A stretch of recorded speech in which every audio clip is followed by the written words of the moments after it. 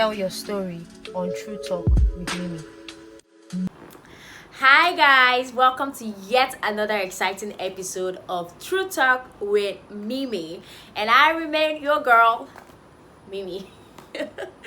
Alright, so if you are yet to subscribe to my channel, I don't know what you're waiting for, but please do so right now as I'm speaking to you. Click on the link below to subscribe to my channel. Then also try as much as possible to always leave a comment after you watch the video, so you let me know what you think about my video and my ideas. And also click the thumbs up button to let me know that you like my video.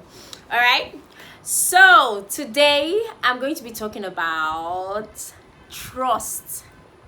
Yes, trust in relationships, trust in friendships, trust in general. We're just going to be talking about trust. Now, we'll be looking at what trust actually means, the benefits of trust, how to rebuild your trust after yeah. So we'll be talking about trust in general. And as usual, your girl, after much research, I've come to you with my book. It's a different book this time, but it's still my book. Okay, all right. So before we go into trust, the topic proper, I'm actually going to talk about cheating, because I did a little research on cheating and I was able to come up with some definitions of cheating, because I know that some people tend not to understand what cheating is. All right, okay. So from various relationship experts, we have first Dr. Gary Brown. He's a dating and relationship therapist. He says if you have an agreement with your partner that your relationship is monogamous and you have an emotional and or sexual affair with someone else, then you are violating your agreement with your partner and you have cheated. Then we have from Jeffrey Rubin. He said cheating is to be emotionally or physically unfaithful. Then we have Joshua Kaplow. I hope I pronounced that well. Joshua Klapau. He says cheating is doing what you have promised, vowed, and been entrusted not to do. So you notice that from these definitions, it just has to do with going against your word or your promise to your partner. It has to do with trust. So like when you cheat, you are violating the trust that your partner has actually put on you or has on you. Okay, all right. So now that I have cleared the way and I have told you what cheating actually meant, let us now dive into trusts. Okay, so trust is a firm belief in the reliability, truth, or ability of someone or something. Trust is the foundation for any relationship. Without trust, the relationship will be shaky and might eventually fail.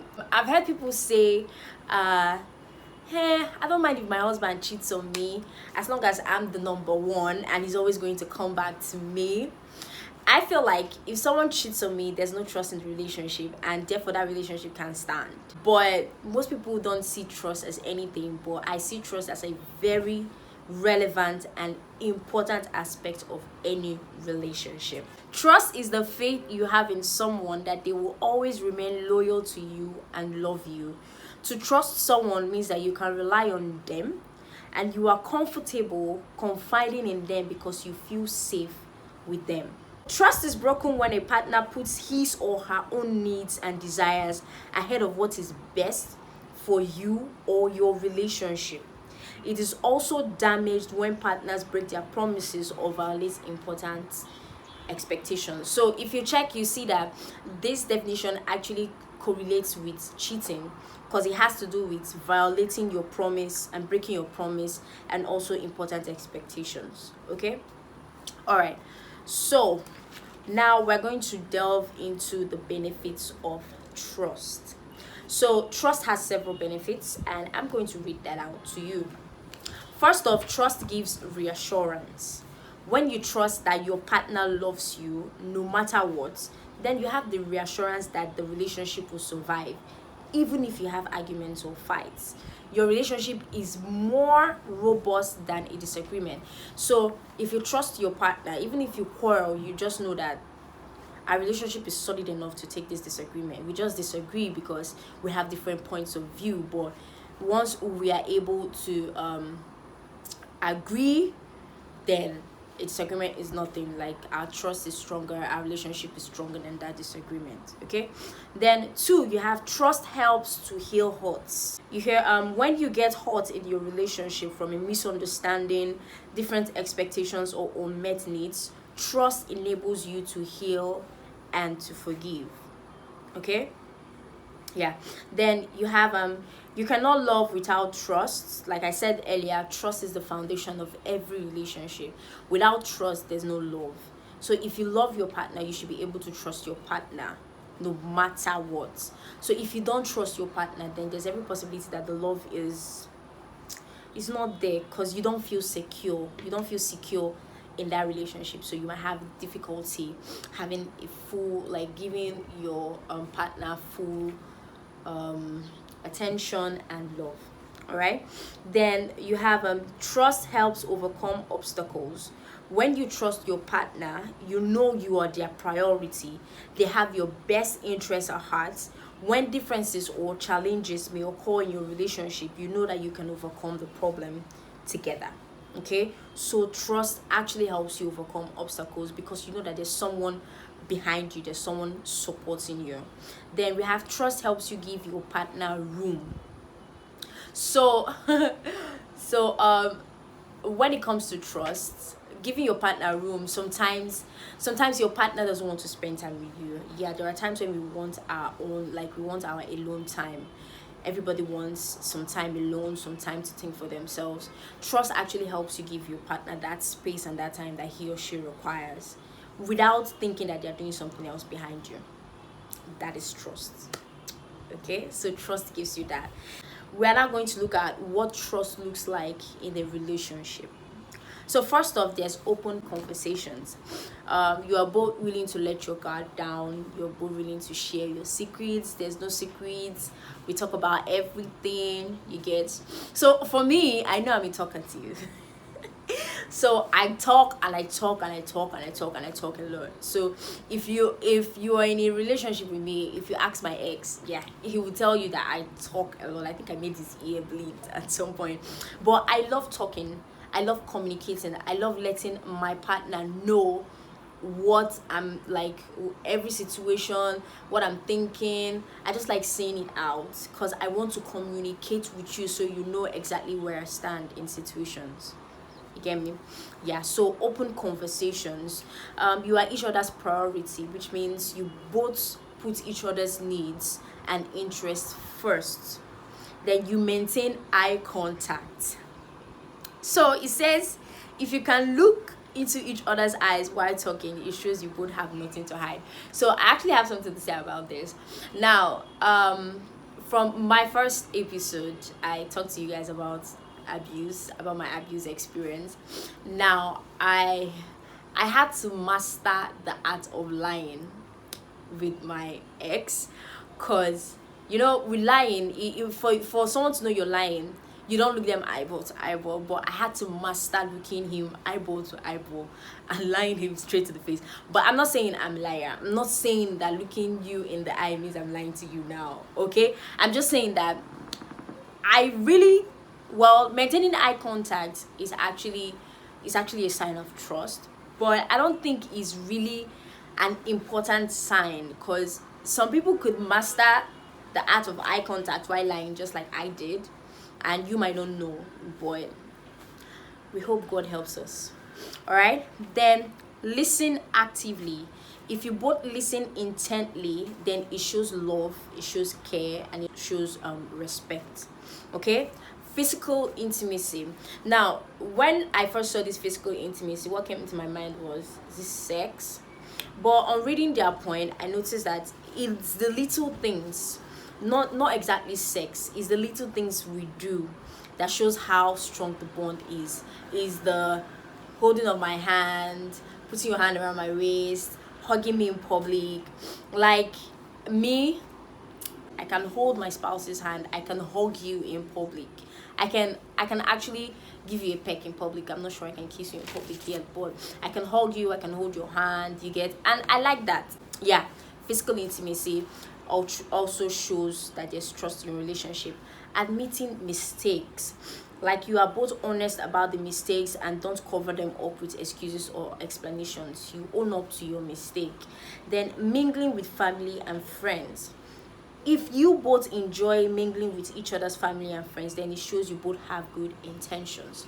I would love my spouse to bond with my family and friends, because I would love when we spend time together, you're happy being among them. Let them be your friends just as they are my family. Let them be your family and your friends, and let your family and your friends also be mine too. You get that kind of thing. Bonding with your family and your friends also shows that there's trust in the relationship and there's also love in the relationship. Then being comfortable and confident. So if you are both your authentic selves, like you're not pretending, you're not pretentious, you're actually your actual self around each other, then it shows that you trust each other. Okay, then efficiently resolve conflicts. So if you can walk through disagreements in a healthy way, it shows that your relationship is solid. So it doesn't mean that you're always quarreling, you're always fighting. Like if you have a disagreement, you handle it maturely. Okay, so yeah, that is that. So signs that you lack trust in your relationship. First off, you feel like you can't let your guard down in front of your partner. You feel like it's best to take control and do everything yourself. You secretly watch their social media activity. Okay. I admit I did this. Yes, I did it. I was stalking his Facebook page, I was stalking his Instagram page. I think at some point I was stalking his WhatsApp, because then I'll wait for him to sleep and then I go through his phone. Yeah, that was quite unhealthy and I learned my lesson. But yes, stalking your partner, secretly watching their social media activity, is a sign that you lack trust in your relationship. You are suspicious when he receives a text. Once again, then you want to see who is that text, where is that text coming from. Yeah, I was like that once. All right, then you imagine the worst when he doesn't answer the phone. You struggle to ask for what you want. You find it difficult to actually say what you want, what you need, is a sign that there's no trust in your relationship. Okay, so now that we've talked about the benefits of trust, we've also talked about what trust looks like in a relationship. We've also talked about signs that you lack trust in your relationship. Now we're going to talk about how to rebuild trust after cheating. Because yes, once you cheat, there's every possibility that your partner won't trust you anymore.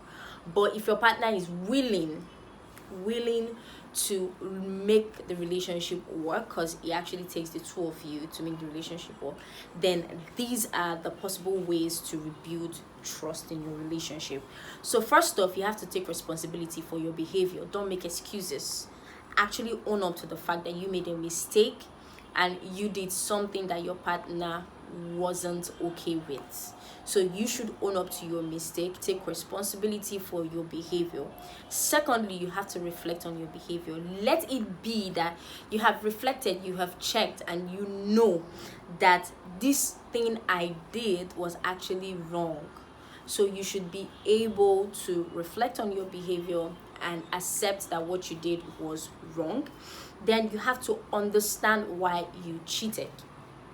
Why did you cheat? I think I'm going to shoot another episode on abuse, because I feel like I didn't tell the full story. So at some point I cheated in the relationship. Yeah, and I realized that the reason why I cheated, even looking back now, the reason why I cheated was because this guy that I cheated with actually showed me respect. Like, he respected me, he respected my person, he respected my ideas, he respected my thoughts. Like, I think he respected like everything. I think like everything about me, he showed me respect. He cared, you get. And it was quite very different from what I knew with my ex, and I fell for it. and I cheated. So you need to understand why you cheated. Also understand your partner's feelings. Know where your partner stands in this thing that you did. You should understand why he or she is reacting this way. You should understand why their feelings are making them do this. So understand your partner's feelings, then give your partner space. Most times when we want to apologize or we want someone to forgive us, we just keep showing up like we're always in their face, like every time. Like you have to forgive me now. This thing I did, like can't you just forgive me? Just this small thing, you get, like you just want to be in their face, like you think that being in his face means that he's going to actually listen to me and then he'll forgive me. You need to give them space to process, give them space to actually heal. Okay, then communicate openly. Communication is key. You need to communicate openly, no secrets. Like let it just be out there, let everything be out there. Then also keep your promise.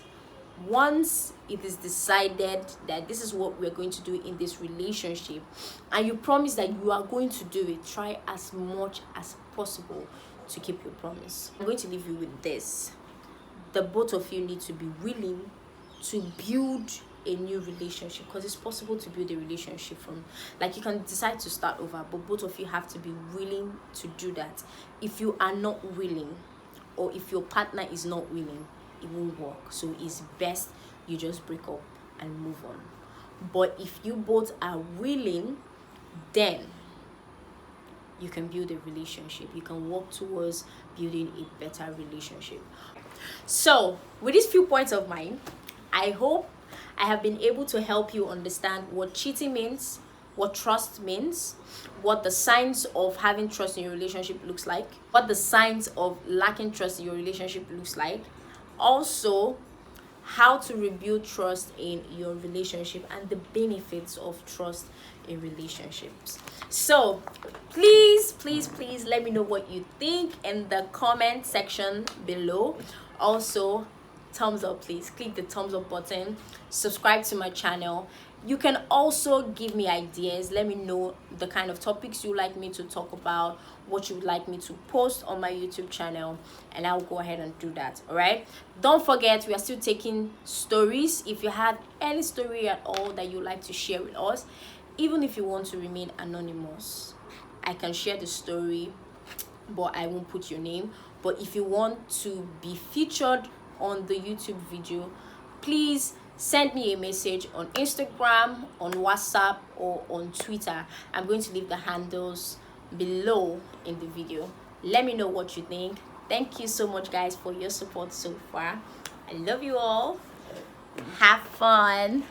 Bye.